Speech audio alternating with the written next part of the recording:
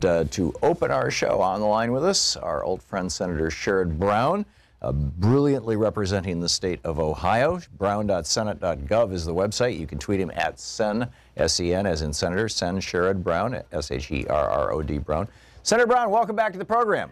Thanks. Good to be back. And thank you always for your analysis. I just thought what you said about the influence on climate change. I mean, the Republican Party changed. I mean, they were never great, but they were pretty good on climate change a decade ago. And there was not agreement of human cause, but there was a lot of different discussions and different positions in the party. And the Koch brothers basically changed that as they've done on the tax bill. I mean, you hear these stories on the tax bill that Republicans are calling their contributors, and they're big contributors, the gazillionaires, the decamillionaires, and up, and they're saying, don't call me for money again unless you pass my tax bill. And that's why they're doing it, and that's why they're writing it the way they are. 62% of the 62% of the benefits from this tax bill go to the richest 1%. And even the Bush tax cuts, which you and I have talked about in the past, Tom, it was only 27% went to the super rich. So this is just outrageous, as you know. Yeah, it truly is. I'm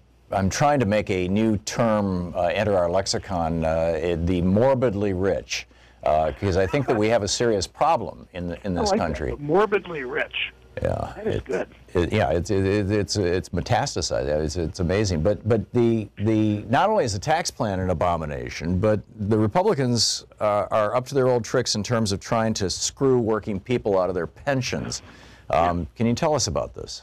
Yeah, it's the same. It's the same thing over again. I mean, there's this war, and I know that word's thrown around maybe a little too much in politics, but this is a really concerted effort by, again, the far right, and the far right drives this party, the Tea Party, the Freedom Caucus in the House, the billionaire contributors, and again, it's billionaires. It's not just the old, your father's millionaire or decamillionaires. It really is the richest of all, and there's been an attack on workers. So you saw what recently happened at Chipotle.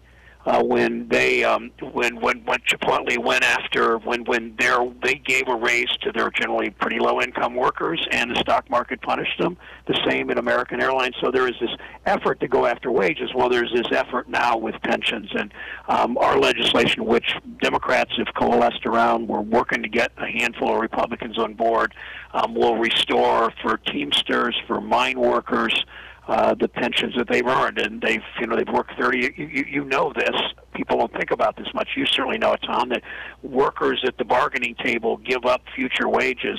Give up present wages to have future pension and to have health care. So you're at the bargaining table and you say, well, we would, rather than having this $2 an hour raise, we'll put it in a pension fund and our employer will match it, and they go that way. And now that commitment, that promise is being broken. My understanding, Senator, is that prior to the Reagan era, that corporations that controlled pension funds had to book those pensions as liabilities on their balance sheet, money that they owed their employees at some point in the future, and that I don't honestly know if it was a legislative fix or an administrative fix, but during the 80s that got flipped so that corporations could book their pensions as assets rather than liabilities, and that's when some of these giant predators, Carl Icahn with TWA, and we saw it with Eastern, we saw it with American, airline after airline, and that was just one industry. I mean, this was right across the board, all industries. Suddenly, they became great takeover targets because they had all this money sitting in their pension funds, and if you took over the company, drained the pension fund, and then bankrupted the company, there was no consequence to you because that money was now an asset instead of a liability. And I mean, it used to be that our pensions were protected. Can we get back to that? Well, that's the goal. The other thing that's happened because of that threat of the vultures, if you will, more and more companies, not just because of that, because it saved the money, shedded the defined pension benefit, and instead have a 401k where the company may look pretty generous because it matches a 401k up to 5%. That's fairly typical. Sometimes they match $1 for every 2 you put in, but whatever it is, it almost never reaches nearly the security or the value of a defined pension benefit. So you're just seeing it's pretty rare to have a defined pension benefit, meaning then defined benefit, meaning when you retire, you're guaranteed X number of dollars per month. Defined contribution is you put money in, and there's no guarantee how much there will be for you in the end.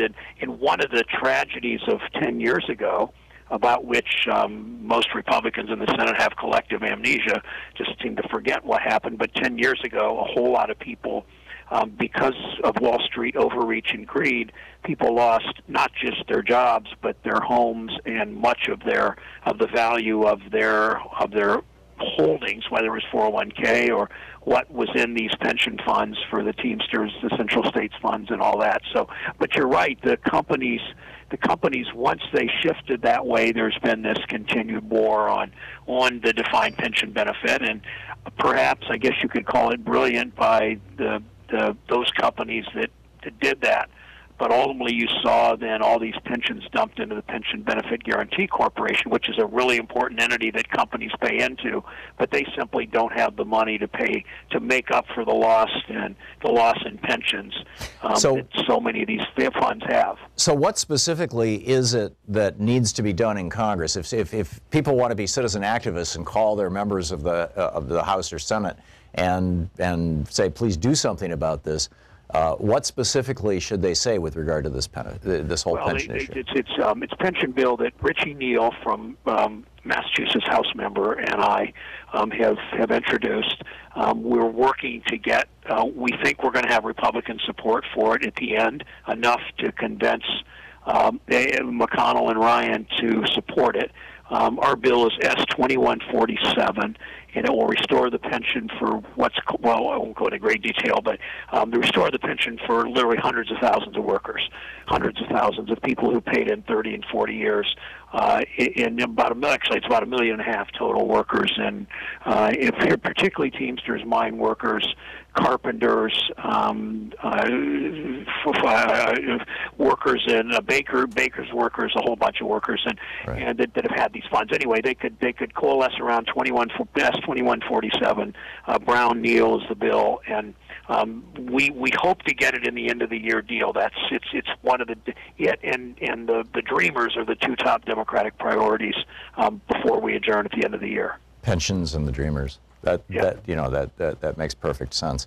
And these are really fundamentally, as you know, Tom. These are moral issues. I mean, with the Dreamers, these are kids they're doing exactly what we want. They're in the military. They're serving our country. They're working full time. They're in school. They have the work ethic overwhelmingly that immigrants have. Young immigrants in this country have done so much to contribute to the country, and why would we do what this president, just the mean-spiritedness of that towards the Dreamers, and why would we take these pensions that older workers have earned? Yeah, it's all pretty breathtaking, and apparently the answer, we just have 20 seconds here, is that they're taking it because they can. Yeah, well, that's what they did in the Reagan years. They took it because they can, and it undercut the economic security of so many, and this is worse because of the stagnation of wages overall, so people just can't build a nest egg for the future without some assistance. Which this tax bill is not going to help. This tax bill does the reverse of it. Absolutely. Wow. Amazing. Senator Sherrod Brown, Senator, you were doing such great work. We're so grateful that you're in the Senate and that you would come on our program and say hi. Of course. We will spread the word far and wide. Senator Sherrod Brown. Thank you, sir. Thank you, Tom. Thank you, buddy. Great talking with you. And brown.senate.gov is his website, and you can tweet him at Sen Sherrod Brown.